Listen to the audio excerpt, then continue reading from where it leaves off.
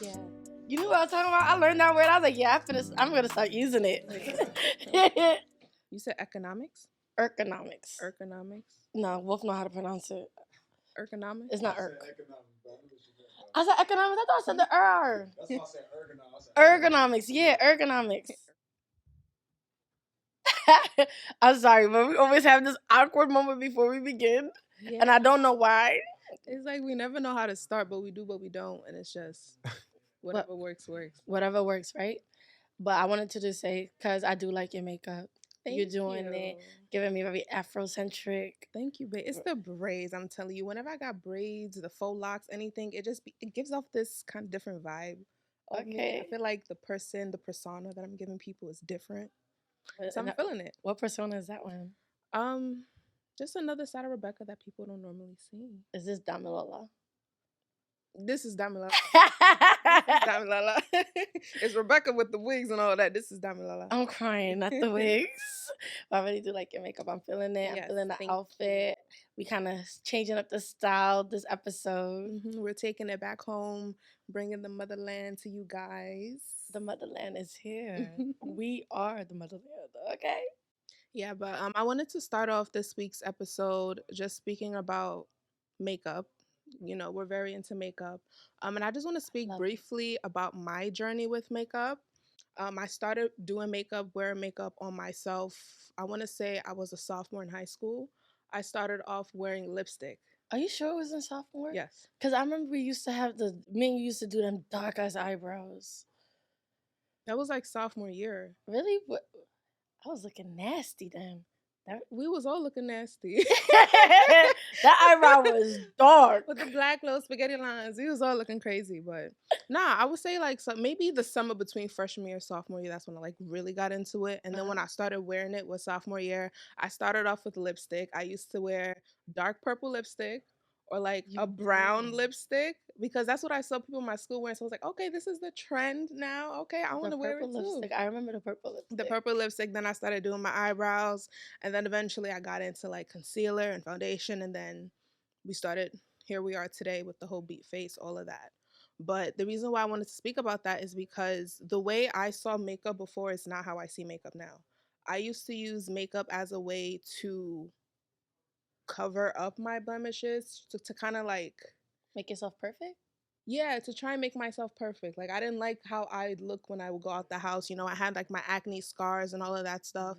I didn't like it.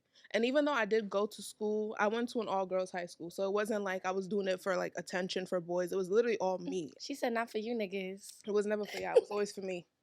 But yeah, you know, I just didn't like how I looked. So I would wear makeup, not realizing even though you're putting stuff on your face, that's not going to correct the problem. No. That's not going to stop the acne. That's not going to fade away the dark spots. You got to actually take care of your skin. Like, I mean, I knew that, but I didn't know that. Like, I wasn't using, you know, products and all that.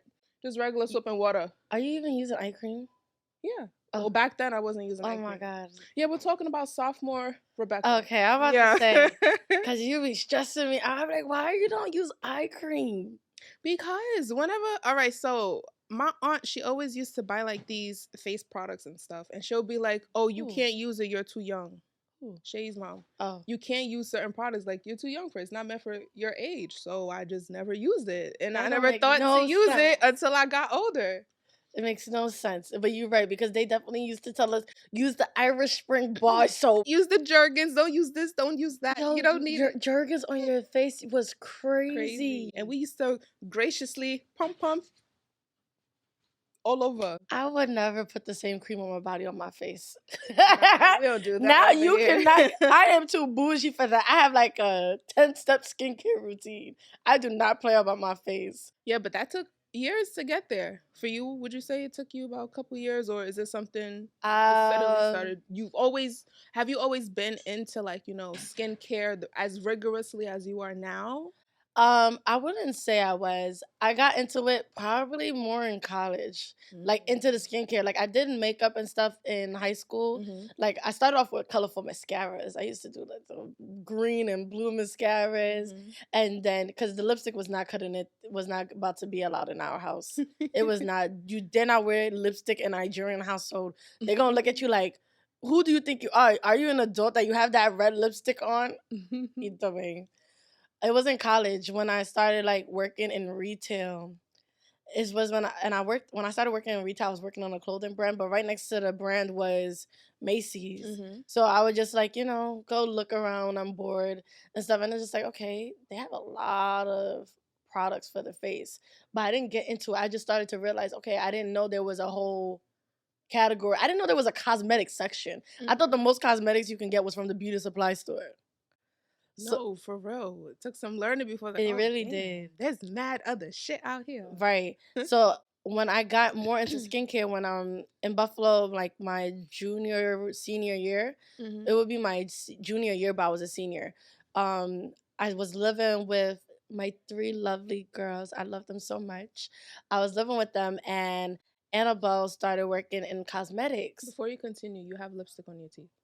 Oh, man. Is it still there? No, but I'll be on the lookout for you. Thanks. You're welcome. I love this. I hate lipstick. I can't do lipstick. But I love lipstick. I don't care if it's on my teeth. Just tell me it's on my teeth. I'll right off. What's it called? I started living with Annabelle started working in cosmetics, and I needed a job because I was doing like overnight security at the college, UPD. I remember. Or USPA, University. Yeah, University Student Police Assistant. Some shit like that. That's what I was thinking. And I was working 11:30 to like 4:30 a.m. And yeah, it wasn't cutting it. So I remember my schedule like that. I could never. I was working at Domino's. I wouldn't Domino's Pizza at that time. Don't even let me get started. Don't get me started. I worked at McDonald's for like 2 days and quit. Never again. She was working in cosmetics, and she was like, they're hiring. And that's when I was like, okay, but I don't know shit. She was like, girl, fake it. You just have to sound like you know shit. I'm like, you're right. I'm Nigerian. We know how to sell anything, and we know how to negotiate. Talk about that. So I was like, so I did it, and then that's how I got into Origins. And Origins is like a all natural based or plant-based brand. So that's when I got into skincare, because then they started giving me shit. They started giving me for shit. Free. Yes, and I'm like, okay. This is where people money been going to. Right. So it was, like, I got it, and let me see if this can actually work or do anything. Exactly. What can it do? And that's when I started to learn, like, okay, you actually have to start trying these products, putting them on.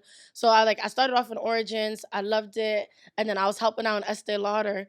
A lot of people be sleeping on Estee Lauder because, it's usually known for being for white women or even Asian women. So a lot of people of our skin tone, I never really see them shop Estee Lauder. And it's like, all their products are not bad. Like, once you find the products that work for your skin, they're actually really good. And then from Estee Lauder, I learned about Clinique. And then from Clinique, I learned there's other brands. And I use products from both of those. From Estee Lauder, I use their mascara sometimes and the eye cream. You like the eye cream, right? That eye cream is fire. From Clinique, I use their cleansing everyday makeup remover balm. And I like that cleansing balm. It's literally, it takes everything. They had a sale on Macy's, and they had like the big bottle, the big body one. I bought that shit. Yeah, that shit about to last you like a whole year. No, for real. So that's how I got into skincare. And then I realized, like, okay, my face at that time was breaking out crazy. Like, I mean, dark spots, pimples, and it was on my cheeks. And I already have like these kind of like chubby cheeks. So I was like, and they were there, and I was like, this is my money makers. So I was looking for the right skincare, and then that's when I just kept doing research, watching people's videos, and then I'll ask people what they're using, and that's how I got into Urban Skin RX. I love them. Like, I am never changing my cleanser a day in my life.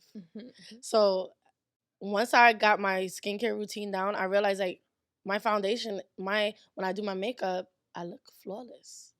Like, now when I put my makeup on, sometimes I get away with it. Like, I would just put concealer on, eyebrows, lashes, and people are like, oh my gosh, I love your makeup. I'm like, y'all don't even know there is no foundation on this girl. Because that's, like, once you have good skin, your makeup you don't need that. You don't gotta do all of that. Exactly. You don't. And one thing, like, now that I'm like, getting my nail license, I'm learning really a lot about the body.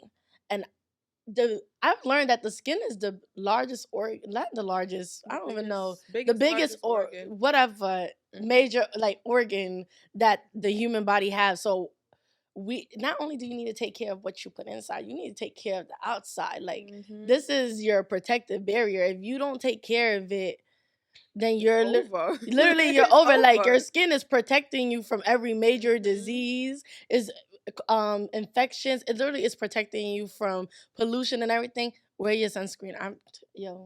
I say this every time. Wear your fucking sunscreen. Your skin will love you for wearing your sunscreen. No, but then that's when I'm like, people really need to take care of their skin. Like you said, once the skin is taken care of, everything else with makeup go on flawless. But I did want to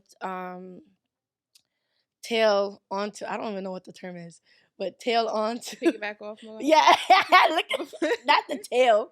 I wanted to piggyback off what you said about coloring. Before you do that, yeah, that's what I wanted to tell you. It's getting everywhere, right? I think it's time talking. Skincare came a little bit too late in our lives. No, it did. Because by the age of 25, I think your collagen or something literally starts to break down and deteriorate. That's why I be screaming about use your eye cream, because your eyes are your first signs of aging. They said that 25 is when puberty is officially done. Officially an adult. Honestly, when we went into puberty, everybody, mother and father need to take their children to Macy's, Sephora, Ulta. I don't care if it's CVS, Walgreens. Y'all need to get your kids some skincare routines, because y'all be making us go through our high school life looking bad. Bad. There is no reason that you guys allowed us to break out like that and think it was okay to let us go outside. No, it was not. It was not. But hey, we know better now. We know better for ourselves. We know better for the future generations. The second generation. But a second generation of our family? No, it was kind of like, we're first generation. Oh, second generation. I get where you're going with that one. Yeah. Yeah, no, I like makeup. Honestly, I would love if a man would give me the opportunity to do his makeup. Not to make him look drag or anything. Literally, like, just to make him look like skin.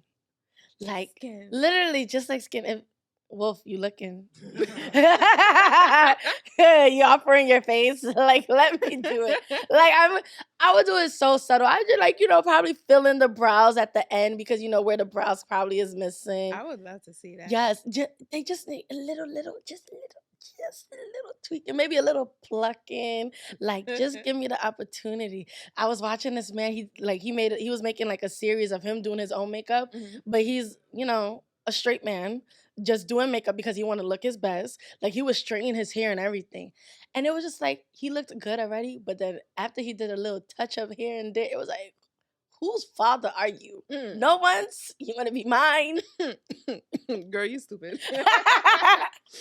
I play too much. I don't need another father. But yeah, no. Well, seriously, you gonna let me do your makeup? I think I'm good. Yo, I'm gonna find the opportunity. I did a couple guys' makeup before. When guys are trying to allow you to impress them and stuff. I did somebody's eyebrows before. Yeah, I plucked a couple eyebrows. No, I drew the eyebrows. That shit was horrendous. You do a model's makeup. Yeah, a male model, but I don't even. I'm learning how to get my foot into that industry, because I want to do hair. Not hair. I can't do hair. I don't have the patience. But I want to do makeup and nails for the model industry or major entertainment. I would love to do that, but you have to learn how to get yourself into those doors. And I don't know what the door look like, so where the door at? Where the door at? I like that. I think makeup has definitely evolved over time. I would love to own my own makeup brand. Do y'all know that a lot of makeup brands are owned by white men? White men. Do you know who buy the makeup the most? Women. Black women. We are the major consumers? Major consumers, yeah. Yes, we are. We are. So, why we put in the bag in somebody else's pocket? Put the bag in your people's pocket. You know how long it took them to come out with more shades for our skin tones? I remember those days. Going to Target, trying to pick a foundation. Literally only 3 shades of brown. And it's everything, a good 7 to 10 shades of white. What's that gonna do for me? What's that gonna do for anybody? let me keep my comment to myself about the shades of white because they damn near look the same. Like literally the shades for like, cause I work with makeup. I be looking at the foundations. Like yes, you can tell them apart, but majority of the time, you can easily sell them the same 3 different color foundations because they kind of could go for all 3. Yeah, like if you're gonna have 10 shades for fairer skins, there should be 10 shades for the darker skin. Yeah, now a lot of brands have up to like 50 shades now. They know what they're doing. I know with Too Faced, especially with Jackie Aina, you know who she, yeah, of course you know who she is. I'm like, you know who she is? I'm like, yeah, you know who she is. She collabed with Too Faced and she helped expand their shade ranges. So even though they already had I don't know how many shades they had, but they had a certain amount of shades for the darker toned women or men, whoever buys their products. And she helped them to create more shades in between the shades they already had. So it's not like they're just developing new shades. Let's say there's a shade that's your tone, and then the next shade is like 3 shades darker. She helped them create shades in between so people can find their actual match. I like that. And I like Too Faced foundation. NARS is my number 1 though. NARS is number 1. Too Faced used to be number 1. I'm sorry. Nah, Too Faced is nice. Don't sleep on Too Faced. Too Faced is nice. Too Faced is good. They're concealers. But tinted moisturizer are in. There's tinted moisturizers are in. You do not need to wear foundation all the time. You wearing foundation today or tinted? I'm wearing foundation today. I'm wearing NARS foundation. I might do tinted moisturizer next week. I'm doing tinted moisturizer today. Depending on how the weather is, I'm gonna do it next week. Yeah, no, I wasn't doing foundation. I feel like my face be melting. When it comes to makeup, when I decide whether I'm gonna do foundation or tinted moisturizer, it depends on how long I'm gonna be outside and how hot it is outside, especially for the summertime. Because I prefer foundation. It gives me the coverage that I want. Tinted moisturizer, it does, but not as flawless of a finish. Try Luna Ashters. It's not as flawless of a finish as, what my foundation gives me. But yeah, depending on the weather, because if I'm not going to be outside, I'm going to do my full face because I'm going to be inside in the AC in the cool air with my water bottle. So you should definitely try Luna Ashters. Luna Ashters? Yeah. At Macy's, right? Yeah. It's at Blue Mercury. It's not at Macy's. It's at Blue Mercury. Some Blue Mercuries are in Macy's, but any Blue Mercury store that sells Luna Ashter, they don't have a lot of shades. Like, I kind of know that you're not too far off a shade from me, so they're going to have you a shade for the tinted moisturizer. Anybody darker than me, I don't recommend. They don't have the shade. But you see it is mad coverage for a tinted moisturizer. And the only reason I don't wear the NARS one like during the summer like that is because it has no SPF. I'd be screaming sunscreen. I didn't wear sunscreen today. Yeah. That I forgot to do. But I put primer. That's something. I have moisturizer, primer, all of that stuff. But sunscreen. Don't come for me. I'm not outside. Don't come for me. Okay. Yeah, you're funny. So since we're talking about makeup, since I started wearing makeup, it's been giving me this kind of soft life kind of vibe. Like, I have makeup on, I feel a lot more delicate. Like, I'm mindful about how I move. I'm mindful about touching my face. What is soft life? Do you know what soft life is? Yo, I don't even really know. I feel like soft life is another term for submissiveness. Right? That's one way to say it. I would think so. And just a little bit. I just, don't come for me. Well, because you started laughing, and I'm like... I feel like you saying that, I've seen a lot of stuff on TikTok and social media about, like, soft life and all of that stuff, and that seems to be what everyone is saying. Soft life is just being submissive. You just, you don't want to do anything for yourself. You don't want to work hard. You just want to be a pillow princess, basically. Right, but... that's not what it is. No, I wouldn't say that. It's just, okay, so yes, I think submissiveness, but I also feel like it's women's way of trying to let men know that we don't want to be the aggressive anymore. We're tired of being aggressive. We want to be delicate, because especially as Black women, I feel like we are very aggressive, but not because we have to be in the world that we live in. So I feel like we have to be strong. We have to be aggressive. We have to be independent. We have to do everything ourselves. And I think it's just our way of saying, like, okay, yes, we could still be all those things, but we kind of want to take it down a notch. We want to allow men to come in and be men. Like, we don't want to be the strong ones anymore in the relationship. I'm not gonna lie, I'm tired of being strong. I am tired. I have been strong for too damn long, all right? I had my traumas. I had my breakthroughs. My trials and tribulations, I'm done. I am done. I'm done. Okay? I don't fight people kids no more. I'm correct. That's when I knew, like, yo, when Soft Life came out, like, you know what, y'all not lying, because there was a time I just stopped fighting people kids. I just had to. I was tired of it. I was tired of having to be the, like, I gotta teach you a lesson now. I have to teach you a lesson now. I hated that. So yes, that's what I mean. Submissiveness and delicacy. I want to be delicate. All right, so I want to be a flower. I looked up the definition of soft life. There's a definition. Is it the Urban Dictionary? Yeah. Okay. But there's also like a regular dictionary. So what it says, not regular. The first definition I found of soft life, it says a life that is typified or filled with an ease and comfort without requiring any hard work, sacrifice, or unpleasantness. This is an example, my fault. After such a soft life under the wings of his parents, James was totally unprepared to have to work for a living. Now let me read Urban Dictionary. Okay, that was the dictionary. That was dictionary. All Who right. be writing up the definitions for these things? Because I need to know.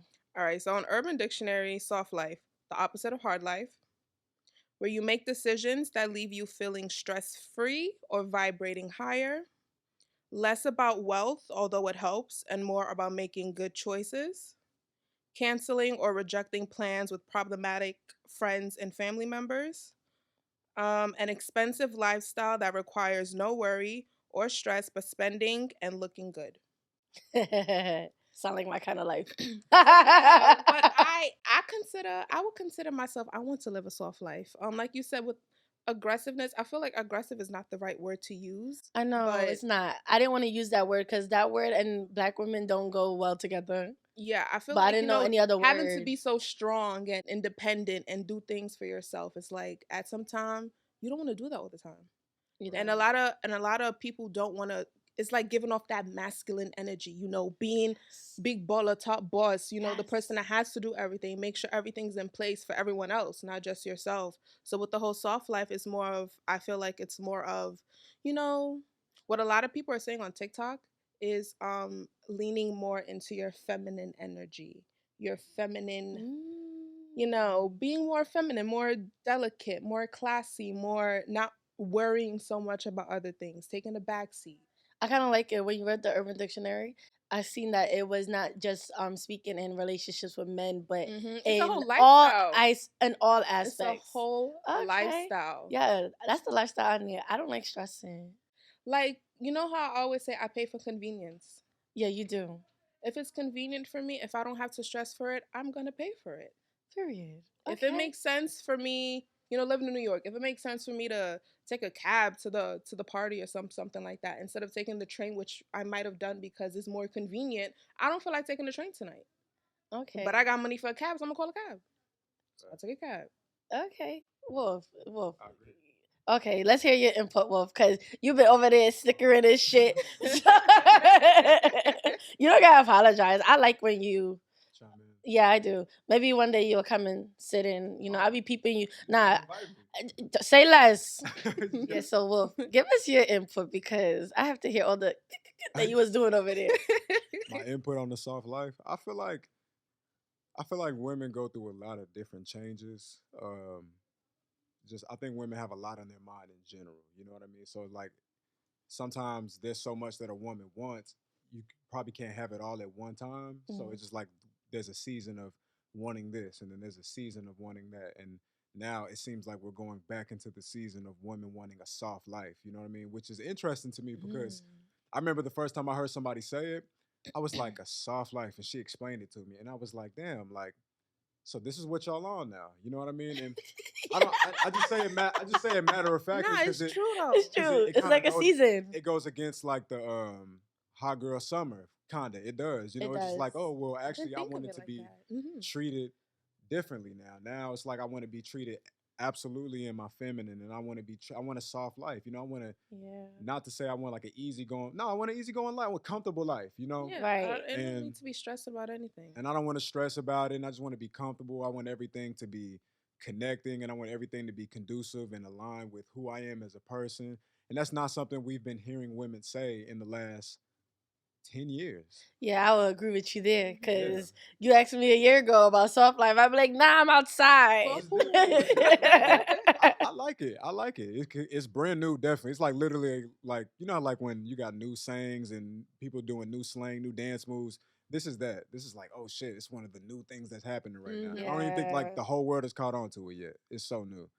So it's interesting, and I hope that a lot of peace between men and women comes from it. That's what I I hope. think it will. You remember last week when we was talking, Yael was talking about how not yet. I don't remember exactly what it was, but we were talking about we touched Last on week. soft life. Yeah, it was a little last bit, week. and we were and it was like we just want to be treated softly. We don't- Softly and delicate, and Right, like you remember she brought up the term like the time that they don't make R&B songs like the way they used to anymore. Like, and she was so right. Like, She's right.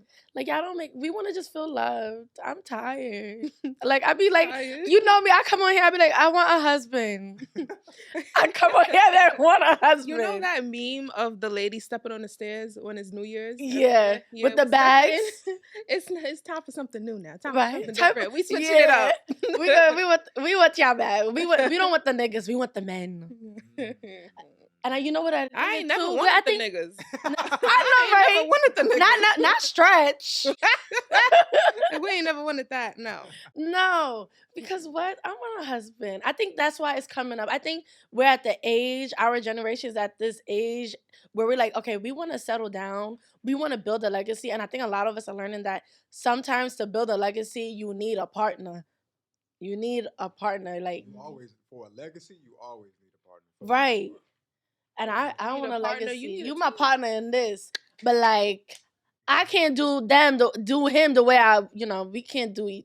It just don't work. I don't go that way. I just don't go that way. Like, Respectfully, yeah. Stay in your lane. I'm going to stay in mine.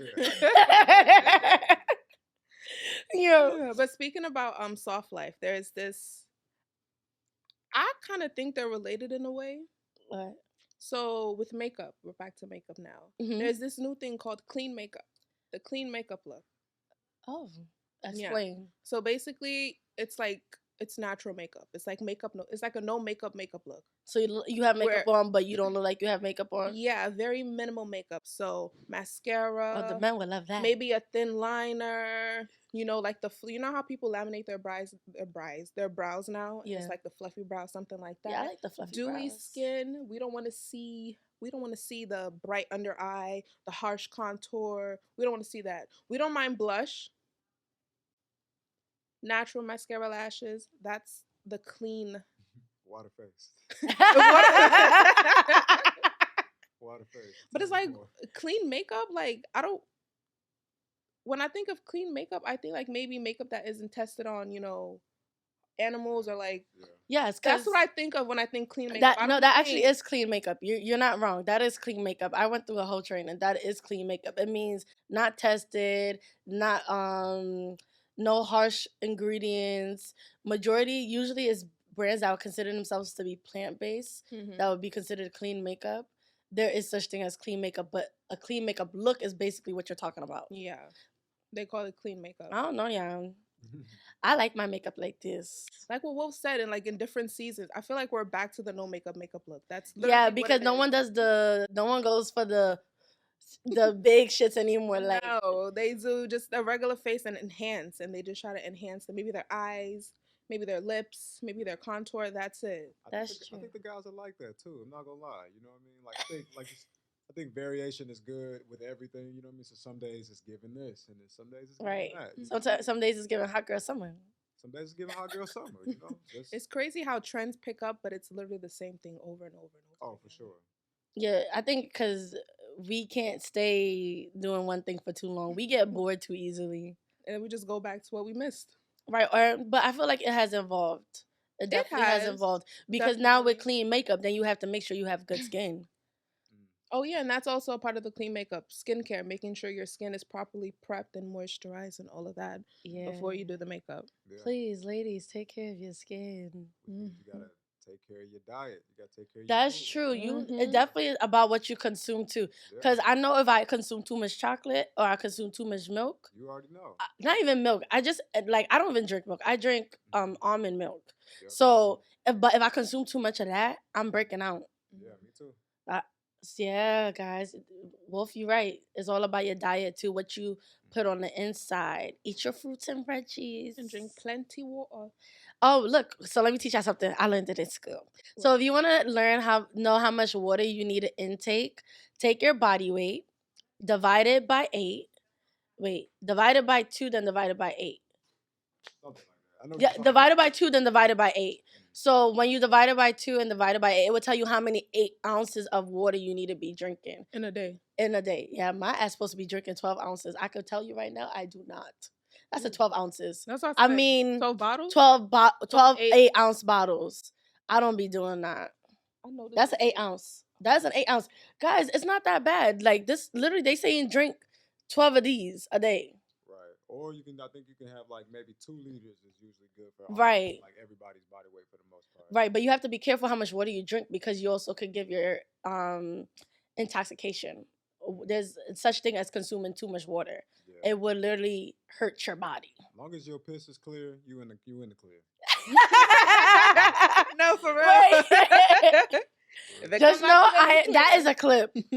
That is a clip. I mean, like if it comes out clear, then you clear.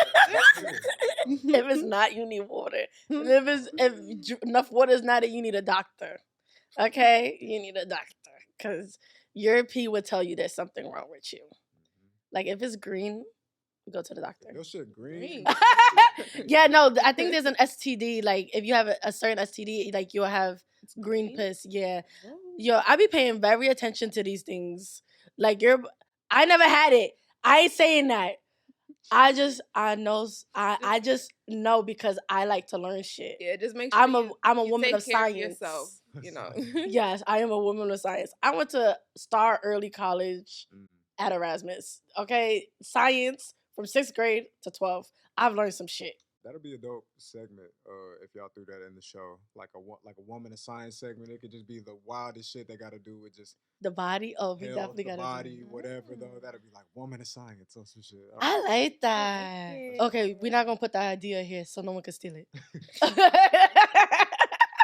Covered out. Okay, great. Thank you. I like that idea because I like science. The shit that intrigue you, you know what I mean? And it's like, yeah, girls are interested in like intellectual type things too, you know? Yeah, you remember when women learned about their vaginas, and they were like, "Oh wait, everybody's vagina don't look the same."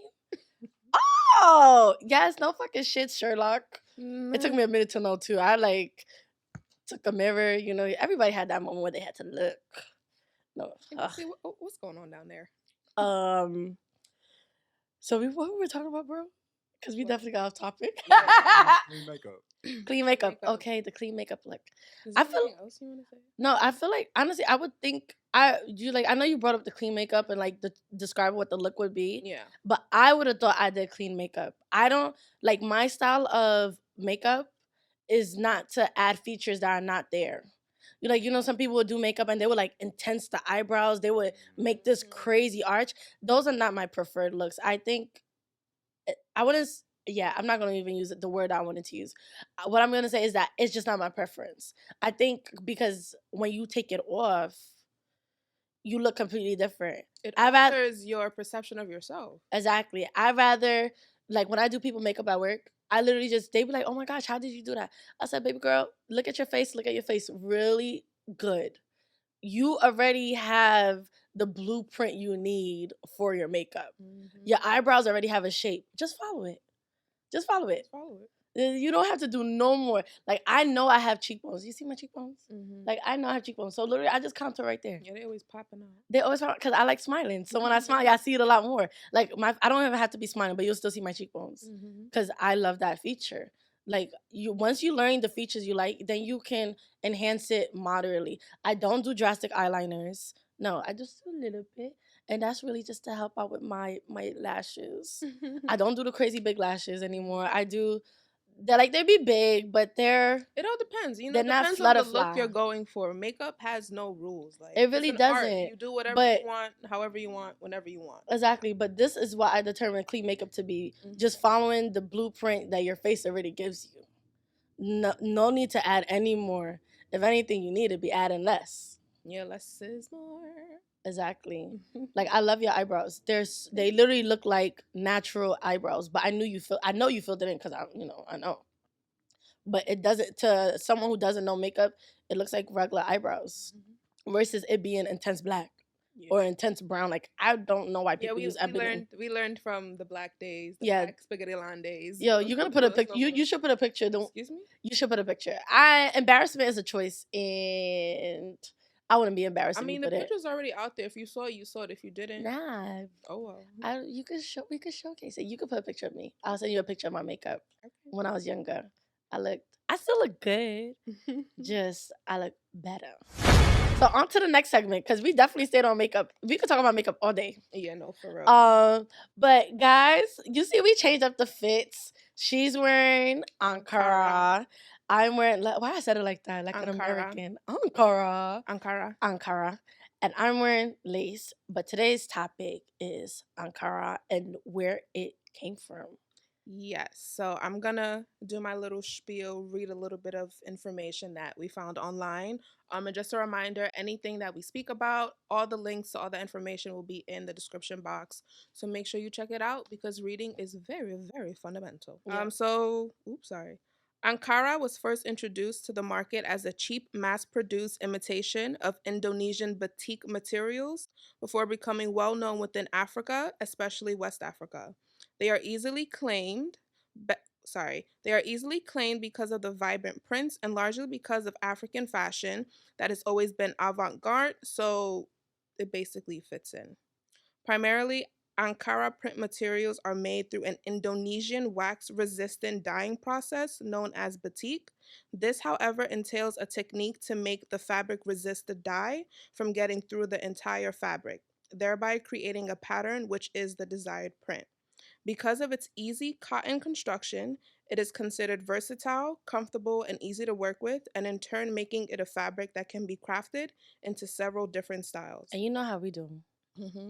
Ankara is known as different names, including, I'm going to put the names on the screen if you're watching because I really don't know if I'm pronouncing it properly. Don't come for her. Don't come for me, please.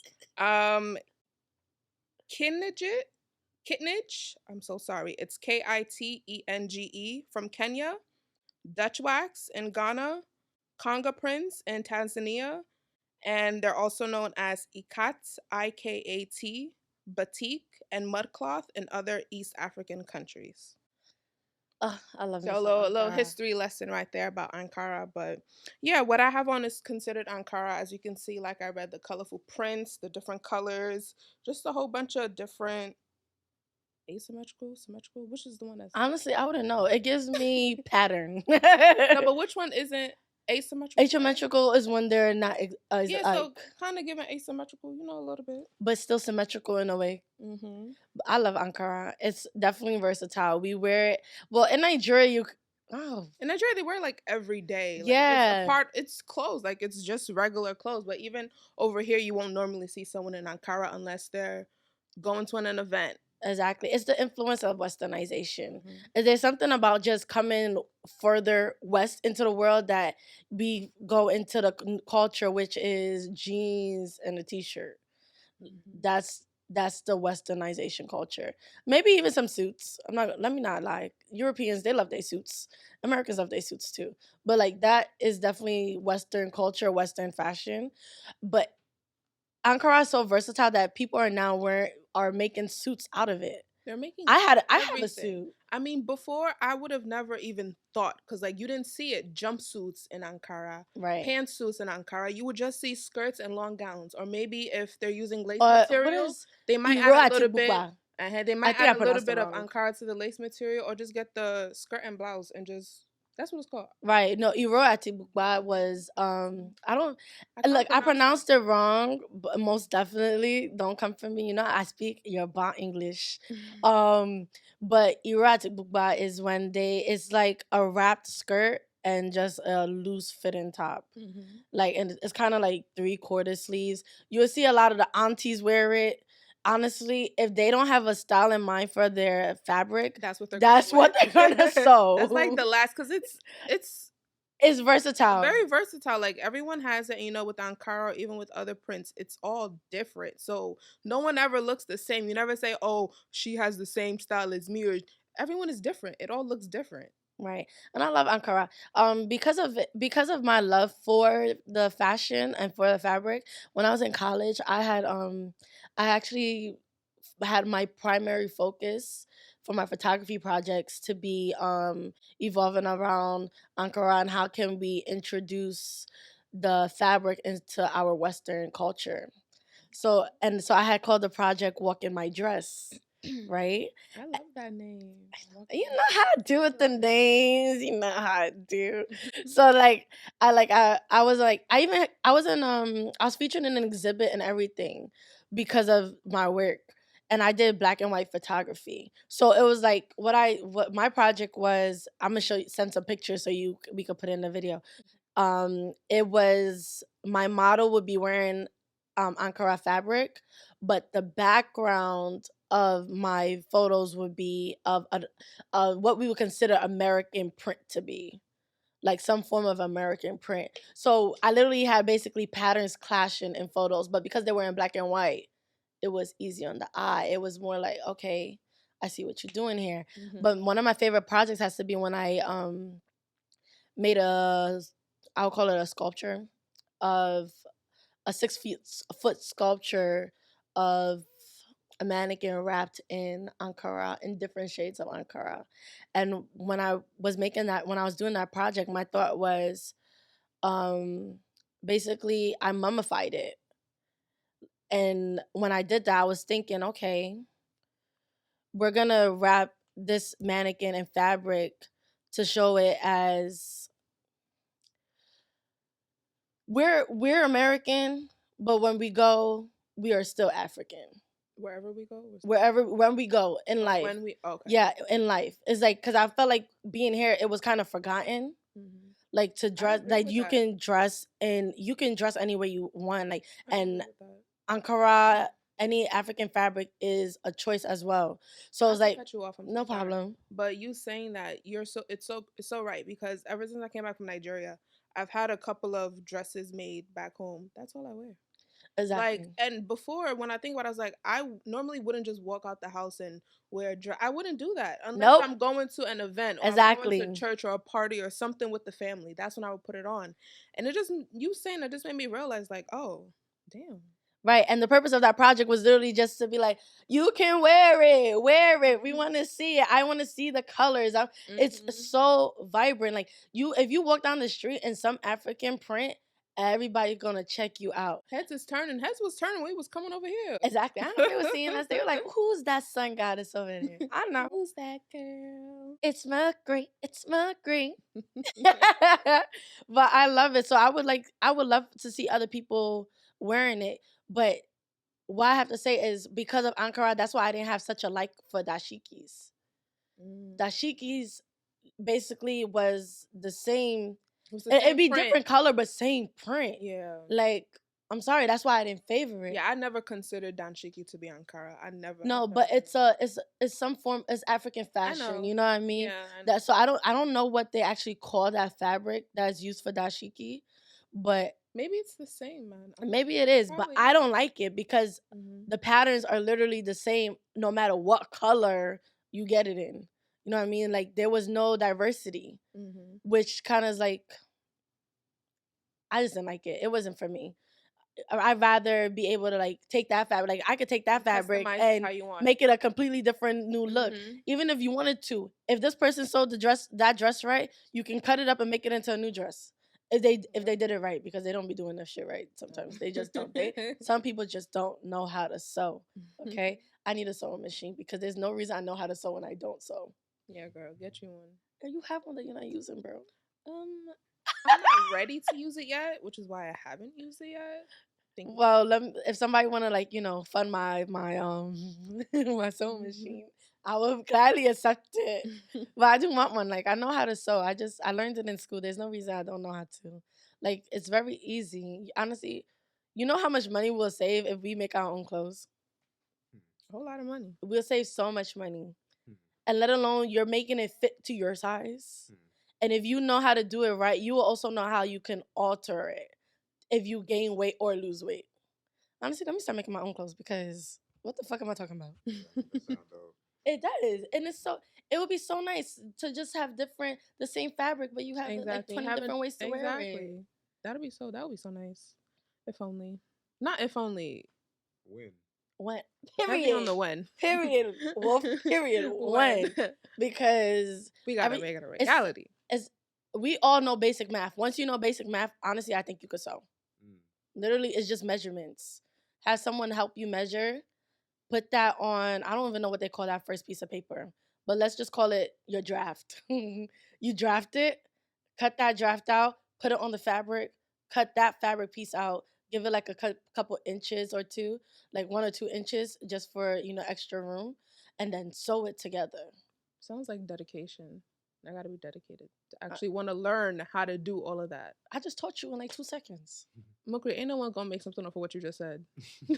If you can do it, send the picture. Okay, send the picture. Cause I think you can do it. It might take a while, but because we all have to make money somewhere else. But yes, yeah, I love Ankara. I would not change it for anything in the world.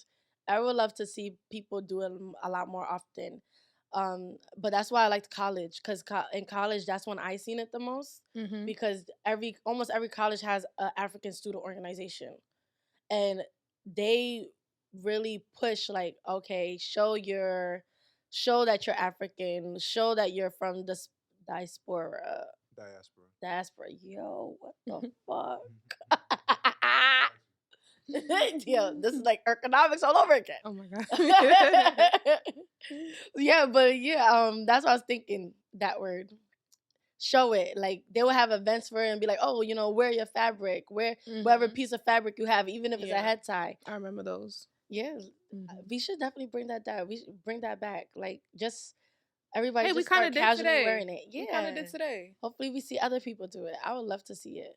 Like we already taken over the music industry, and even some of these fashion designers, they try to take our style. But you had said something about Ankara originally being from Dutch and Indonesia. Yeah, that's where it technically originated. Well, yeah, that is where it originated. But Africans, they just love color. They love vibrance. Once they saw it, they took it and they multiplied it.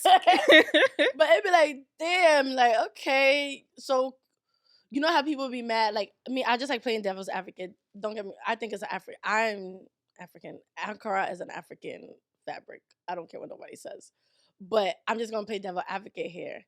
Since it came from the Dutch, right? It was introduced by the Dutch. Say the Dutch now put it into their fashions. Can we call that cultural appropriation? No, I don't think so. Because some people will argue that it still is. Well, then some people don't know that that's where it originated from. That's when they would try and start that argument. Right. So can we really get mad? Like, that's something I really wanted to like really think about. Is that something we could really get mad if now we just watch we see Dutch people, what do they call them? Dutches? Just call them Dutch people. Dutch people. Okay, people from the Dutch. But like, will we get mad if we see someone that's Dutch wear Ankara? Like, and will we call it cultural appropriation? They got the patterns from. It literally that's started where it originated. That's where they the first made it, and then they tried to introduce it to Indonesia.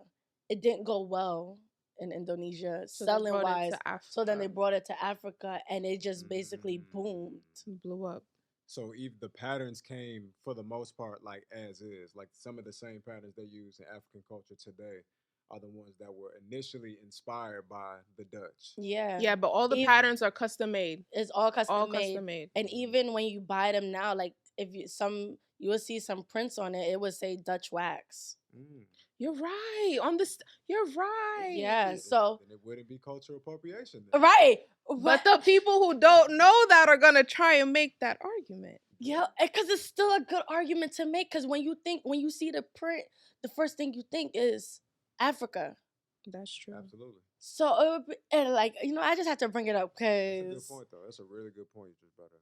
can we really be mad if they kind of took it back? They probably wouldn't, though, would they? I don't think so. They can't do it like we do. The Africans have been using it for far too long now. It's technically theirs now, if you think about when it. was it that you got to pull up a picture or something? It was like 1846 that the Dutch When they was introduced wearing it. stuff like that. When the Dutch introduced it to Africa. Do some Dutch people still wear it? But that's the thing. I don't think. I don't know. I don't think so. Honestly. I don't even think there's any evidence that show that they used to wear it. If I seen a white person, whatever, white in general, wearing something like that, I would be shocked.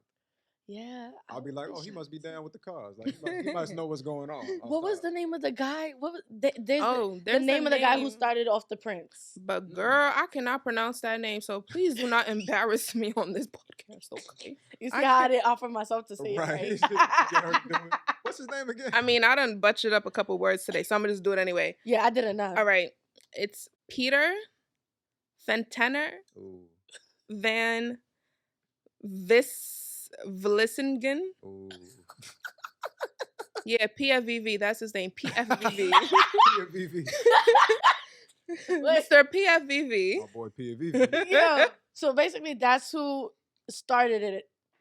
But I don't know if there's any photograph proof of Dutch wearing African fabric. Or, you see me, I call it African fabric. But yes, I don't know if there's any proof. Yeah, like, we'll have to do some intense research. What about the dashiki, though? Is that also from somewhere else? I really don't know much about the dashiki. It really, for me, it just appeared out of nowhere.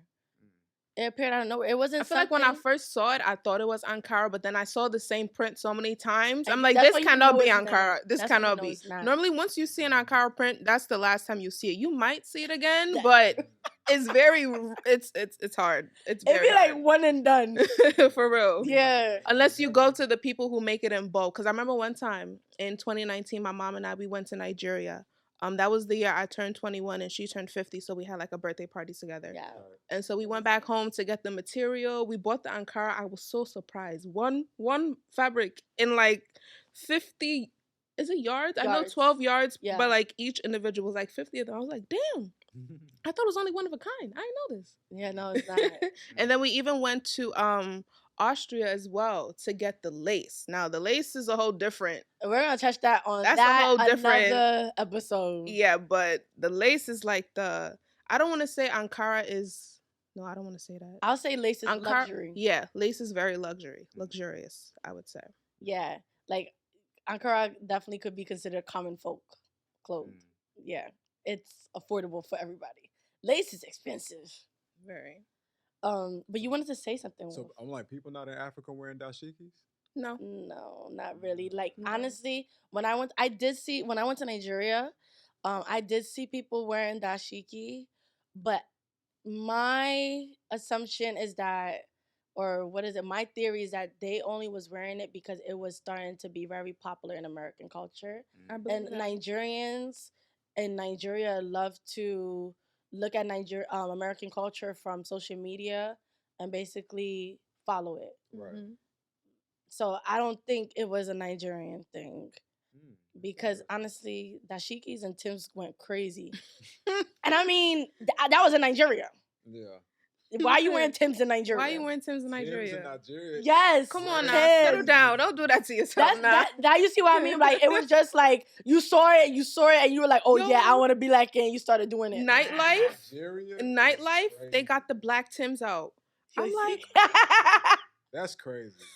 Why you want to do that to yourself? Yo, and they're not even that comfortable. Come on, they're not. And my thing is it's so drastic because if you go to Nigeria and you walk regularly, the men got their toes out.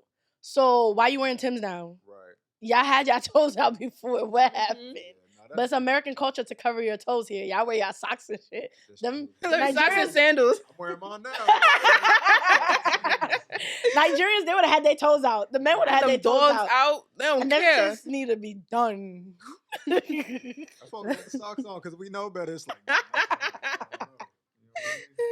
don't be surprised if we start seeing it as a trend in Nigeria, wearing their socks and. All right, let's get into our last segment for today's episode. Why Joan come and eats with us? So Yes. the dish that we want to talk about today, it's called Gizzard Dodo. I'm looking at. I thought it was Dodo Gizzard. There's, bro. They say it in mad different ways. They call it Gizzard Dodo. They call it Dodo Gizzard. They call it Giz Dodo. Really? Those are the only three names I know it as. Yeah, next thing you know, people hit us like, oh, it's called this too. We're like, okay, we didn't know. But I was trying to read up some like origin information as to, like, where, Giz Dodo came from. And I don't know if this is true, but it's very interesting. So basically, it was a story of this woman, right? She was preparing food for her husband. He loves plantain. Oh, just so you guys know, plantain. Dodo is plantain. Oh, yeah. Yeah, it's plantain. Oh, well, if you didn't know that, right? Yeah. But yeah, Dodo is plantain, and then Gizzard is the chicken gizzard. And Gizzard is chicken heart, right?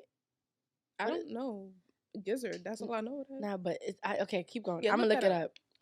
So, like I said, I don't know if this story is true, but basically this woman, she was preparing food for her husband, and he loves plantain. He loves it to the point where if she even bought it, he was like, I want that right now. If she was cooking it, that's the only thing he was going to eat. So she was in the middle of making food. She was making plantain. She was making gizzard separately, just cooking a whole bunch of different meals. And her husband came home, and she was like, oh my God, I don't want him to see the plantain. He's going to eat it. He's going to mess up his appetite. Like, I don't want him to do it. So she's over here running around in the kitchen, and she just decides to pour the plantain in the gizzard because she don't want him to see it. So she covers it, and it's cooking on the stove. She greets her husband, whatever, then he goes away. So now she's like, oh my God, I just put the plantain in the gizzard. What am I going to do? Like, how are we going to eat this? And, just thinking quick on her feet, she decided to add tomatoes, add pepper, cook it up, blend it, and Giz Dodo came. Now, I don't know if that's a true story. Right? I don't know if that's a true story. It's unbelievable. It does, but hey. So basically, Giz Dodo, you make it. So first you want to have your red peppers, your tomatoes, your onions. At least that's how I make it. I boil it first. Once it's boiled, I blend everything. Pour it in a pot with some oil, medium heat. Let that sizzle for a bit. Your plantain, I like to cut it into four, into like the dice. Yes, everybody does for the Dodo Gizzard. Yeah, I cut it in four. Once that's fried, you just put it to the side. With the gizzard, you clean it properly. Maybe just dice it. Because when I think four, I could see somebody cutting it like all the way through. I mean, we're going to have a picture of it on the screen. And if you're listening, please go watch the YouTube video. But please don't just cut it in four. Like, common sense. Come on now. So yeah, I cut it in dice. And once it's fried, you put it to the side. And the gizzard, you obviously clean it. You cook it. I boil, then fry it. Put that to the side. Once the pepper and everything has been cooking on the stove, I then add the gizzard, I add the plantain, and I stir it up a little bit and let it simmer a bit, and boom, you have Gizzard Dodo Gizzard. So I looked up what gizzard is, right? Mm-hmm. Honestly, this is why I don't like looking up some of my food because it made me feel like, ugh. So gizzard, okay, obviously. I'm scared now. It's in birds, right? Obviously, chickens. It's the hind part of the stomach. The hind part? Yes. The back of the stomach? Basically. I don't like that. It tastes good though. So. It do, but like it'd be like, yo, when they tell you where it come from, it'd be like, okay, I didn't. At the end of the day, all meat, once you like cook it, I don't want to say obviously they have different textures, but they kind of taste the same. It just depends on how you season it. It's all the same. Yeah, so you see the gizzard is like in between the small intestine and the liver. I didn't have to know that, but it is not a meal that you can make vegan unless you just want to eat dodo and stew. No gizzard. I mean, that's good too. That's option. That's always an option. You don't have to too. put the gizzard, but then it's not gonna be dodo gizzard. You're just gonna have dodo and stew. Yeah, if you don't eat meat, you could try shrimp. I don't know how shrimp. We have to try it. 'Cause I never tried it with shrimp. But it sounds good. Think about it. Shrimp, plantain. I don't know. There's just some things that some things It's just made have to stay the correctly. way they are for me. I want to try it. I actually made Dodo Gizzard the other day. You did? Yeah, it's in the fridge. You didn't tell me that. But what are you gonna eat it with? There's nothing. I would have ate it by itself. It's plantain. No, you gotta eat I it love with plantain. No, Giz Dodo is a side dish. No, it's not. It's a side dish. It's a snack, like puff puff and meat so pie. I could have had it as a snack. To the side. You know what? She's mad wicked. Like, we came all the way here. I was in your house for like a good 2 hours. Did you take it upon yourself to go and look in the fridge to see if there was food before you decided to buy food because you heard I was buying food? No. I asked you that, me. You see that, right? I was buying food. Let me. This is what happened. I told her. The first Just thing I do. I don't want it. My Sarah, stop talking. Then the jacket, okay? The first thing I asked her when I come to her house is, "Do you have food?" What was her answer, y'all? No. So why the fuck would I look in the fridge if you don't have food? Why would I open the fridge to be brokenhearted like that? Why didn't you check the fridge before you asking me questions? Yo, because how many times have you been to my house? If I come to your house, is there food in the house? Did you check the fridge? Why are you asking me stupid questions? Why are you asking me stupid questions? You should have went in the fridge to look if there was food to feed yourself. Why are you? But no, you always want to be like me, and you wanted to order food because I was ordering food. I am the one and only. Okay, I can never be like nobody else. Whatever. Let's not let these people hear us argue. But yeah, do you have anything else you would like to tell the people this week? I did, but I wish we kind of put it in the beginning of the episode. So damn. So we'll say it next week? No, I'm still gonna say it because if they got to the end of it, thank you. I'm gonna try to say this very professionally as much as possible. We are supporting the CNS Angels Incorporated. Is a non-for-profit organization, and they currently have their annual school supply drive going on now. It will be going on from May 1st to August 21st. Obviously, I know it's not May anymore, so don't come for me. And the donations will be going to the youth of New York, as well as, I beg Nigerian people, don't come for me, Oluruni Sola Community High School in Ayobo. Yeah, I know I butchered that. But it's okay. We'll have all the information available. We want to do our best to give back and help support, especially for the people back at home. So if you're interested, you can support with us. All the information will be in the description down below. Yep. You can go to their link. It would be, you'll just make a donation. You'll just use your card, and you'll make it right there on their website. Everything will go towards these schools. And I love them. It's the CNS Angels CNS stands for Caribou and Seraphim. I pronounced that wrong too. Bear with me. It's okay. But in simpler terms, white garment, which is a form of Christianity in Nigeria. So you don't have to be religious, but just to let you know, like, who you are helping in helping these children. That's who they are. They're very great people. I know them personally. I love them. And honestly, charity is something that we all want to do because we all have something that we can give back to our community, because we obviously are blessed to have a roof over our shoulders, to have people to be able to supply these things for us. So you can just do what you can. Even $1 is appreciated. Honestly, we would take a penny too. Everything does add up. So yes, donate to them today till August, and honestly, you can donate to them anytime after that as well. They're always going to appreciate it. Yes, so all that information will be in the description down below. We do want to thank you guys for tuning into this episode with us today. If you haven't already, you can follow us on Instagram and TikTok at the FANG Podcast. All updates and any other information regarding us, the podcast, and any of our future endeavors will be over there. If you're interested, you can follow me. I'm on Instagram and TikTok at. They are interested, not if they're interested. They are. I mean, I don't want to push it on the people like that. Okay, soft life. Sorry.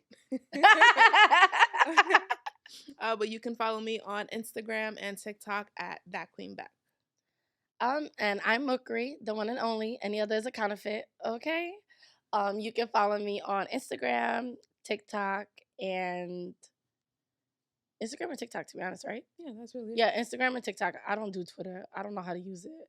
At its_MUKRI. I don't know how to use it.